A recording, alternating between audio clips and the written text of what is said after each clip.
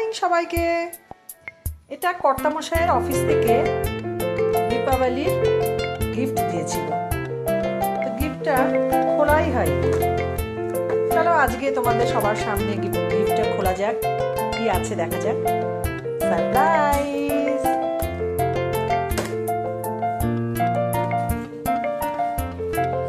ও dry fruits. চলো ভালোই হয়েছে, উল্টোপাল্টা জিনিসের থেকে ড্রাই ফ্রুটস অনেক হেলদি।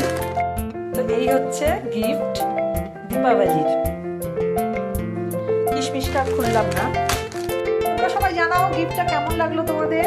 আমার তো বেশ ইউনিক লেগেছে। কোনোবার বিভিন্ন ধরনের মিষ্টি দেয়, কোনো সময় কুকিজ, এবার দিয়েছে এটা।